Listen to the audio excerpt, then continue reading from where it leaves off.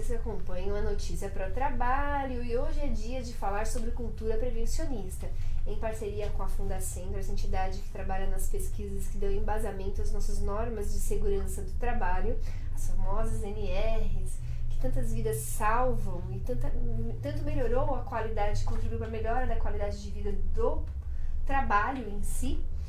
Quem vai falar com a gente hoje é o pesquisador lá da Fundacentro, o professor Jefferson Peixoto. Bem-vindo de novo aqui, professor. O que nós vamos falar? Estamos próximos à Semana da Prevenção? Isso, Regina. Próximos ao Dia Nacional, né, da Prevenção de Acidentes do Trabalho, dia 27 de julho agora. 27 de julho, Dia Nacional da Prevenção da Saúde e Segurança do Trabalho. E vamos falar de cultura, é isso, professor? Cultura de prevenção, né? Um grande tema aí ligado a essa data tão importante. Celebrarmos aí a prevenção, né, aos acidentes de trabalho. O que vocês estão fazendo para a divulgação da cultura da prevenção nesse período, além dessa parceria com a Notícia, que já vem há um ano, professor? Sabia que agora em julho a gente completou um ano como parceiro da Fundacentro da divulgação da cultura e prevenção da saúde do trabalhador? Mais um assunto pra gente comemorar, né? Mais uma data pra gente comemorar. O que mais que vocês têm feito com relação a essa cultura prevencionista? Sim, então, eu acho que a missão da Fundacentro em si, né, que é baseada na ideia de produzir e difundir conhecimentos na área de SST, já vem desde a própria fundação, né, dessa instituição como algo que vem nesse sentido de trabalhar pela prevenção. E é claro, a gente tem as ações, eu acho que mais, as últimas ações, né, algumas delas eu sei que você até tratou aqui já no seu programa, né, no seu trabalho aqui, questão da criação de novos mecanismos, né, de educação e segurança do trabalhador, como por exemplo o aplicativo SST Fácil, que eu tive o prazer de participar enquanto equipe, as pesquisas que a gente continua fazendo, os materiais educativos, que a Fundacentro está nesse sentido, né, sendo muito, eu diria que muito constante nesse trabalho de elaborar suas pesquisas e os seus materiais educativos. Então, o aplicativo ficou como, professor? Como foi a aceitação disso? Então, olha, a gente está, eu não tenho os números exatos agora, mas a gente teve um boom muito grande, né, logo que o aplicativo ficou pronto, um grande número de profissionais baixando o aplicativo, fazendo as atividades, dando os seus comentários, né, eu recebi inclusive recentemente, por parte do coordenador do projeto, um resumo com as respostas dos participantes. Então, assim, nos deixou muito felizes, assim, percebemos o quanto o aplicativo está sendo bem aceito, principalmente pelos profissionais de SST, né, técnicos de segurança do trabalho, engenheiros de segurança do trabalho, que têm usado, né, o aplicativo e dado uma devolutiva muito legal para a gente, em termos de aproveitamento. Tem alguns casos até interessantes do entusiasmo, né, de alguns que falam, olha, estou aprendendo mais aqui no aplicativo do que no curso que eu estou fazendo. Claro que guardadas as devidas proporções, mas isso deixa a gente bastante feliz, né. E, professor, quais são os principais desafios aí na divulgação da cultura prevencionista, né? Diferente de outros países, a gente não tem, por exemplo, a saúde e segurança também na grade curricular, né? Dentro da escola, me parece que tem uma semana da CIPAT, inclusive, que trataria da saúde e segurança dentro da escola. Porque a própria escola possui alguns ambientes, algumas questões de salubridade que podem pôr em risco a vida dos funcionários, entre eles os professores e o aluno. Falar desde pequenininho? Com certeza. Mas assim, é um campo muito complexo, né, Regina? Porque saber como falar, né? Eu acho que isso remete a uma discussão bem interessante do campo da filosofia, que é ensinar filosofia ou ensinar a filosofar, né? Tem um texto muito, muito interessante de um dos maiores filósofos aí, o Immanuel Kant, que ele fala sobre isso. Assusta, né, se você chegar para uma pessoa e falar assim, vamos ensinar a filosofia para as crianças, né? Você fala, poxa vida, né? Porque as pessoas às vezes imaginam que ensinar filosofia é aquela coisa de, vamos ensinar o que o pensador fulano ou ciclano disse ou pensou, e não é isso, é ensinar a filosofar, é ensinar em como olhar para a vida de um modo filosófico, né? De questionar, de tentar entender o que está por trás das aparências e daí por diante. Com prevenção é a mesma coisa. Exatamente, eu acho que esse é o caminho. É começar desde pequenininho, mas trabalhando do modo correto, né? Ensinando a prevenção. E aí eu acho que esse é o grande desafio, né? A gente romper a barreira da norma e entrar realmente no campo da cultura, né? Porque quando se trata de cultura, é aquilo que está no cotidiano, é aquilo que fundamenta as ações, é aquilo que ajuda a gente a enxergar o mundo. E a gente ainda está dependendo muito, eu diria, de normas, né? Então, quando você depende demais de normas, não que as normas não sejam importantes, elas são muito importantes, como você colocou, desempenharam um papel fundamental para a redução de acidentes de trabalho e tem desempenhado um papel fundamental para a manutenção disso, mas a gente precisa dar um salto além, né? Fazer com que essas normas que estão no campo ainda, né, do jurídico, digamos assim, daquilo que a empresa tem que fazer para não ser autuada, que isso vá para cada cidadão, desde a sua formação inicial, né? Que seja uma cultura mesmo, que esteja pulverizado na sociedade e nas atitudes de todos, né? É um desafio muito grande. Ainda, quando a gente fala de cultura, de saúde e prevenção do trabalho, a gente pensa mais nos IPIs do que na parte atitudinal, né? Como é que está caminhando isso nos últimos anos? Como que a Fundacentro tem visto?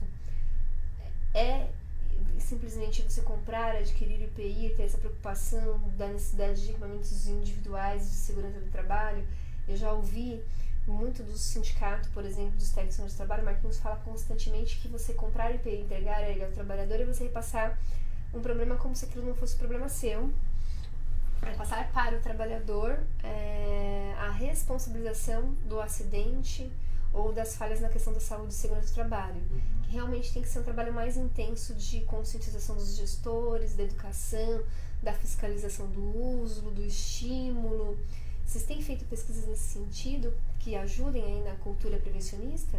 Sim. É que a Fundacentro, como uma instituição multiprofissional, ela tem espaço para tudo isso e eu diria que é necessário, tudo isso é necessário, porque isso vai depender muito da natureza da atividade, né? Antes, inclusive, realmente existem até os exemplos, né? Quando você fala de segurança, a pessoa já pensa no capacete, ou seja, já começa a colocar na lógica mesmo do EPI, que é importante, mas a própria lógica, né, que está por trás dessa questão da adoção dos EPIs, ela já traz algo antes, né, anterior, que é o EPC, né, que é o Equipamento de Proteção Coletiva. Então, antes do individual, você tem que pensar no coletivo. Então, eu concordo com essas falas mais críticas com relação ao EPI, porque de fato é isso. Reduzir a discussão da segurança e saúde do trabalhador ao EPI é muito sério, muito preocupante, porque é você dizer o seguinte: olha, eu estou te dando aqui o equipamento de proteção, isso é segurança. Se você não usar, que você não quer, a responsabilidade é realmente existe um ato simbólico por trás disso, né, desde que isso seja explorado dessa forma. Não é como a Fundacentro trabalha. A Fundacentro trabalha no sentido de entender que há determinadas situações de trabalho em que realmente os equipamentos de proteção coletiva não foram colocados, não estão à disposição dos trabalhadores, e então, para cada ação específica, é preciso que se analise o tipo de risco que o trabalhador vai estar exposto, o tempo que ele vai estar exposto, e aí entra, sim, a questão dos EPIs como algo importante. Há espaço para isso. O que a gente não pode é reduzir a segurança, a saúde do trabalhador ao uso de EPIs, porque essa é uma questão, inclusive secundária, dentro da própria lógica que recomenda o uso de EPIs, né? Antes do EPI, vem o EPC. EPC, Equipamento de Proteção Coletiva. De Proteção Coletiva. O que significa em termos práticos, né? Quando você dá uma luva para que o trabalhador não se corte no manuseio da carne, do corte da carne, às vezes numa indústria de costura, por exemplo, uma metalúrgica, é uma questão do indivíduo com a luva. Quando você prepara a máquina que vai costurar, ou que vai cortar, ou que vai amassar, vai triturar aquele equipamento, aquele alimento, e você coloca lá algum sensor, e estamos muito modernos em termos de tecnologia, existem vários equipamentos de proteção coletiva nesse sentido. Mesmo que o cara queira colocar lá, ele não consegue, né? Eu me lembro de um case, né, contado por uma grande amiga minha, de que quando ela, técnica, né, começou a trabalhar numa grande fábrica de alimento, era alimentícia, num período de sazonalidade, né? A gente tem, para não contar a fábrica nem o alimento, até porque a fábrica tinha uma política, sim, de proteção bem bacana, e ela, uma técnica dedicadíssima a isso. Sazonalidade, de repente é o ovo de Páscoa, é o seu panetone, é o brinquedo de Dia das Crianças. A gente tem várias sazonalidades que demandam um maior número de profissionais com ritmo maior de produção e serviço.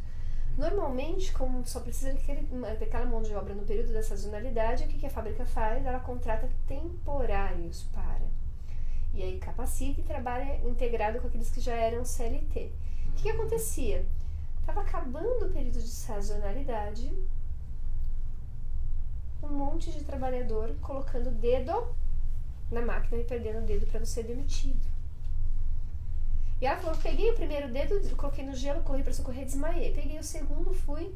Aí eu falei, não é possível, eu fiz tudo o que eu estudei enquanto técnica de segurança do trabalho, eu ensinei, tem os IPIs, eu fiscalizo, eu tô em cima, eu viro as costas, tem um trabalhador sem dedo.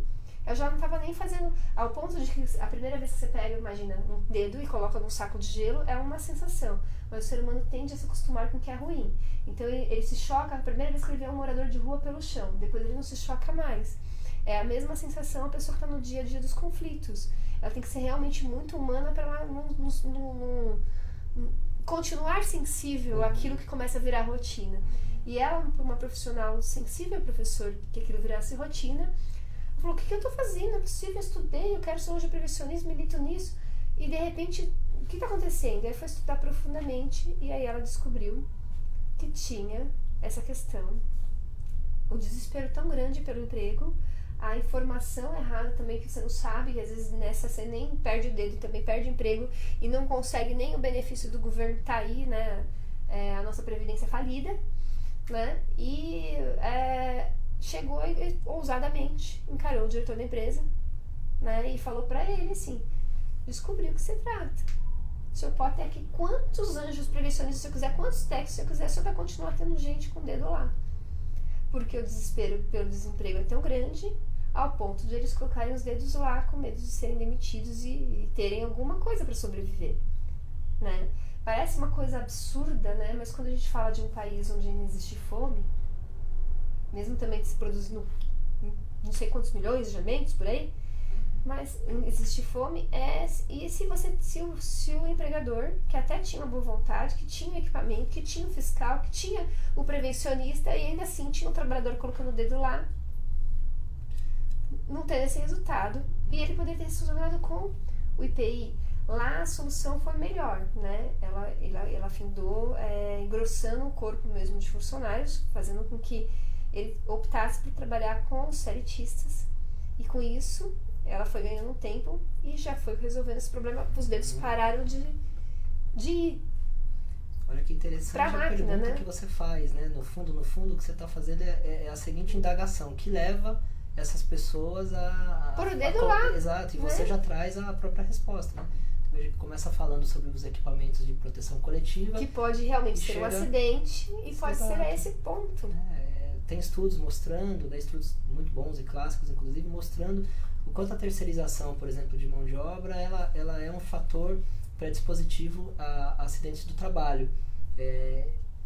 Além da questão da própria cultura, do trabalho, do local, do conhecimento do local que esses trabalhadores geralmente não trazem, demora para você não se construir forma um isso. técnico da noite pro dia, né? Exatamente. A pessoa entra num processo de trabalho que ela não conhece ainda, e ela não dispõe daquele conhecimento de causa. Isso demora um tempo. Então a importância, inclusive, de você manter os trabalhadores mais antigos e fazer essa integração com os mais novos, mas assim, de qualquer forma, a terceirização da mão de obra, ela está vinculada a um aumento do número de acidentes do trabalho. Isso é fato. E a questão da saúde também, da segurança, porque eles não vão ter, e que vai refletir no teu produto, né? Não só pelo fato de ele vir manchado com sangue, né? Que você não enxerga lá, mas ele vem. Exatamente. Né? E aí a cultura, né? Se a cultura de prevenção tiver realmente instituída numa nação, você não vai ter nenhum dos dois casos. Você não vai ter a máquina sem a proteção coletiva, sendo que existe esse dispositivo e a norma, inclusive, impõe que o trabalhador não seja colocado diante de uma máquina que não ofereça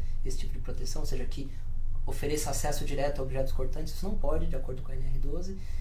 E, ao mesmo tempo, você jamais vai ver também uma situação em que o próprio trabalhador acha preferível, faz uma análise, né? Então, para ele chegar à conclusão, acho que é melhor ele, né? Caso tenha sido realmente assim, enfim, os detalhes a gente não, né, talvez não sabe. Não sabe, só quem sabe é quem viveu lá, né? Mas para ele fazer essa opção de achar que é melhor ele colocar o dedo lá para que ele tenha uma vantagem financeira do que manter com a integridade, porque ele está realmente numa situação desesperadora. Desespero terrível, né? Muito triste a situação do trabalho no nosso país, né? A gente falou desses extremos, é importante falar, parece uma coisa muito distante, mas não é, né? Tô falando de uma amiga, né? Eu sei a luta dela, a militância dela enquanto saúde e segurança, né? Sei que ela, do bolso dela, já fez tantas outras coisas empolgada. E como ela é uma pessoa bastante estudiosa e respeitada nas organizações onde ela passou, ela sempre teve essa influência. Imagina chegar lá do cara da multinacional e falar, o que acontece? Então me manda embora, porque tudo que eu fiz, imagina, em menos de um mês você ter esse trabalhador sem dedo. Sim, ou seja, se eles não tivessem um contrato precário, né? Se o contrato deles não fosse precário, esse já é um fator protetivo. Nem esfriou. Mas o bacana é que quando ele se percebeu nessa situação, ele também é um empregador mudar. Que ótimo. E teve essa mudança. Ele ouviu o anjo prevencionista dele, ele ouviu o técnico. Eu chamo anjo prevencionista, tá, gente? Mas é técnico de segurança do trabalho. Uma atividade reconhecida, regulamentada, com sindicato, com federação, com tudo mais. Mas ele percebeu esse conselho, ele aceitou, ele pôs na balança e tomou uma decisão que foi positiva para toda a organização, para nós enquanto sociedade, dele, né? Como você disse, para o negócio dele é importante, não é legal para ninguém. Imagina se alguém quer dormir com um dedo na cabeça, né? Entre outras coisas, estou falando de um dedo, mas tem muito mais coisas envolvidas. Quando a gente fala de outros países do mundo, a gente percebe que a cultura de prevenção está dentro das casas já, né? Por isso que a gente falou lá da escola, né? Também não é muito para repassar para a empresa, uma coisa que já tinha começado muito lá atrás. Vocês conversam sobre isso, esse diálogo surge em um momento, nesses anos todos de pesquisa.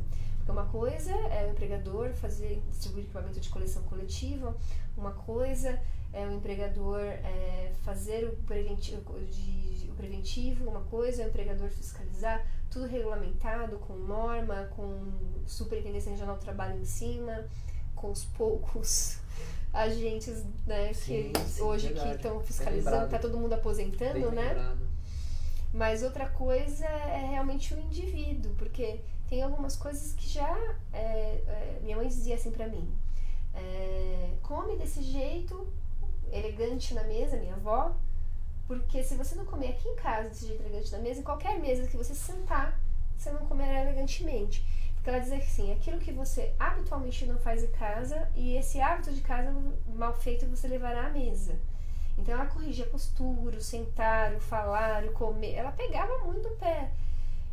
Casa, imagina na escola. E aí, porque a gente vai deixar o cara viver 42 anos errado pra lá e com 50 fazer milagre? Não faz, né? Sim, então porque ele não tem o hábito, segurança, né? É uma questão de concepção. Por isso que a gente insiste tanto na questão da cultura de prevenção. Porque, assim, é unanimidade. Eu tenho lido muita coisa sobre cultura de prevenção, lido muita coisa de especialistas, tanto mais novos como antigos na área, e, assim, é consenso. É preciso ter uma cultura de prevenção, e é consenso também, embora seja um assunto polêmico, que você basear todo o seu sistema de prevenção em normas não é suficiente.